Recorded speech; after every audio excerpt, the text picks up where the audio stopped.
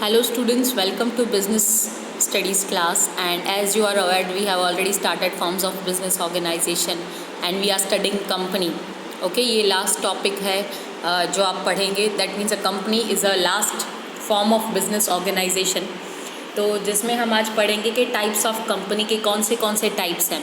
तो सबसे पहला है प्राइवेट कंपनी, सेकंड है पब्लिक कंपनी एंड थर्ड है 1% company.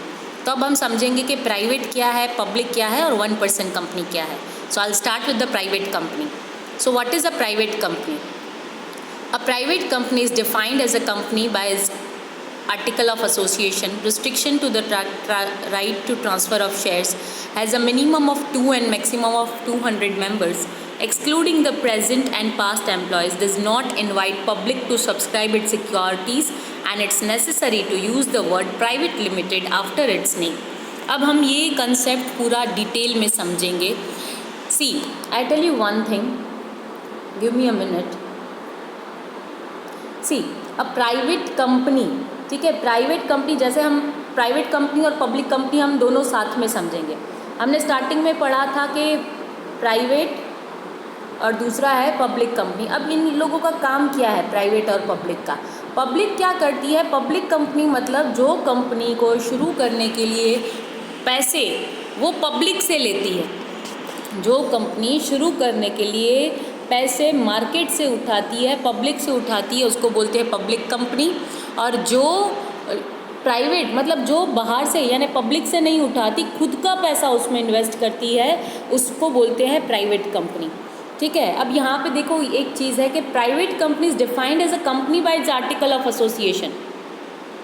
Article of association company के दो इम्पॉर्टेंट डॉक्यूमेंट्स है, वो है AOA और दूसरा है MOA.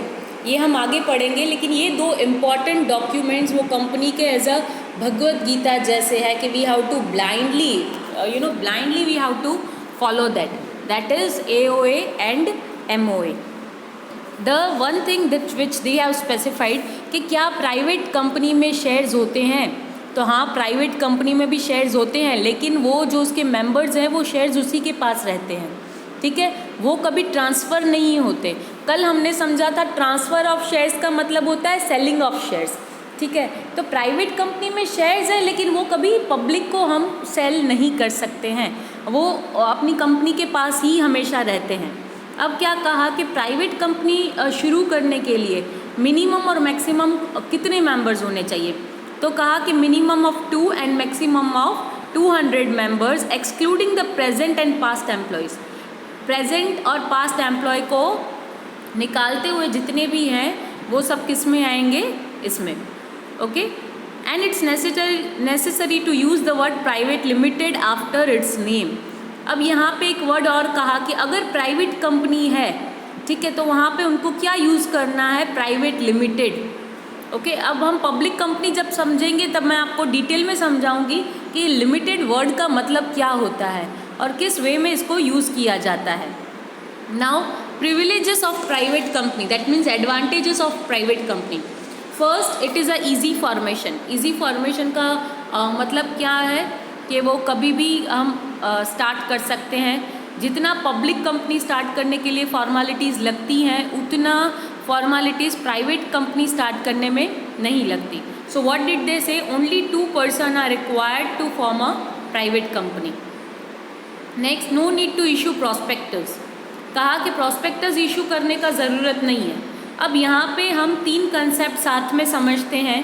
यहाँ पे एक वर्ड इन्होंने यूज़ किया, वो है प्रॉस्पेक्टस. अब प्रॉस्पेक्टस का मतलब क्या है? Prospectus it is an invitation to the public. देखो, मैं आपको, जैसे मैंने कहा कि प्राइवेट कंपनी और पब्लिक कंपनी हमको दोनों साथ में समझना पड़ेगा. जब पब्लिक कंपनी के शेयर्स इशू होते हैं, यानी कि हम जनरल पब्लिक को बोलते हैं कि भाई आइए हमारे शेयर्स परचेज़ कीजिए. अब हम वो उनको कैसे बोलेंगे? So how we are declaring by prospectus. Prospectus मतलब it is kind of a invitation, it is kind of a advertisement, कि जहाँ पे कंपनी लिखती है कि from so and so date we are starting to issue our shares और starting to issue our shares. So whomsoever is interested they can purchase our shares. ठीक है, तो जिस डॉक्यूमेंट के through company is inviting, that is known as what? That is known as prospectus, right? अब यहाँ पे क्या कहा कि प्राइवेट कंपनी में, तो मैंने पहले ही कहा कि प्राइवेट कंपनी में कोई शेयर इशू नहीं होता है, कभी भी नहीं होगा, तो उसमें प्रॉस्पेक्टस की तो बात ही नहीं आएगी। पब्लिक कंपनी को प्रॉस्पेक्टस इशू करना पड़ता है, क्यों? क्योंकि उसको पब्लिक को इनवाइट करना है शेयर्स परचेस करने के लिए। प्राइवेट कंपनी में तो ऐसा कुछ है ही नहीं, तो इसी वजह से वहाँ पे वो कुछ चीज़ें नहीं आएंगी। Next is allotment of shares. It can allot shares and raise capital privately, no need to issue prospectus, no need of minimum subscription. क्या कहा कि ये लोग अंदरों अंदर जितने भी मेंबर्स हैं वही कैपिटल मैनेज करते हैं, उनको कहीं बाहर से कैपिटल यानी मनी, जो बिजनेस शुरू करते हुए टाइम हमको पैसे चाहिए, that is known as capital. ठीक है, तो वो कैपिटल हमको बाहर से लाने की ज़रूरत नहीं है, we are already having it. Okay, so we just what we need to do it, we just need to use that fund. बाहर से तो कुछ इशू होगा नहीं, तो that is known as allotment of shares. तो शेयर्स भी अपने आप में ही डिस्ट्रीब्यूट करने हैं। Next, starting of a business. It can start the business as soon as it is incorporated. देखो, इनकॉर्पोरेटेड मतलब जैसे ही उसने सोचा कि कंपनी शुरू करना है, हाँ, वैसे ही तुरंत वो बिजनेस शुरू कर पाएंगे। ठीक है, कंपनी स्टार्ट हुआ एंड फटाफट अपना प्रोडक्शन, अपना business they can start. Next, board of directors need to have only 2 directors. Okay, maximum number of director is 15 in private and public companies. क्या कहा, मिनिमम कितने डायरेक्टर्स होने चाहिए? 2 और मैक्सिमम 15। मैंने आपको पहले भी समझाया था कि जो कंपनी का स्ट्रक्चर है उसमें जो डिसीजन लेता है वो कौन लेता है, तो कहा कि बोर्ड ऑफ डायरेक्टर्स लेते हैं। ठीक है, तो ये जो बोर्ड ऑफ डायरेक्टर्स हैं they are managing everything. And कितने टोटल डायरेक्टर्स होने चाहिए? Minimum 2 and maximum 15। Next is not required to keep an index number. Okay, now what is a index number के किसके मेंबर्स के नाम, जैसे जनरली पब्लिक कंपनी में क्या होते हैं, बहुत सारे शेयर होल्डर्स होते हैं, बहुत सारे शेयर होल्डर्स होते हैं, तो how they are maintaining the list, they will keep the name in front of that, they will keep the sequence 1 2 3 4, ऐसा मैनेज करते हैं। क्यों? क्योंकि वहाँ पे an number of shareholders हैं, लेकिन यहाँ पे तो शेयर होल्डर्स है ही नहीं, मेंबर्स ही हैं, तो उतना उनका इंडेक्स नंबर यानी कि उसका लिस्ट रखने का, इंडेक्स नंबर रखने का ज़रूरत नहीं है। सो ये हमने जो पढ़ा वो प्राइवेट कंपनी था। अब जो हम पढ़ेंगे वो है public company. Again very important concept. ठीक है, public company as per companies act 2013, a public company is a company which is not a private company. In other words, it has no restriction on the right of members to transfer the shares, has a minimum of 7 members and no limit on maximum members, and permits to make any invitation to public to subscribe its shares and debentures.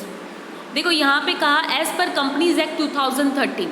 जब मैंने chapter शुरू किया था मैंने आपको समझाया था कि कंपनी का कोई भी डिसीजन या हम कंपनी में कुछ भी करते हैं, everything for everything we need to see the companies act, right? तो companies act 2013 is everything for the company.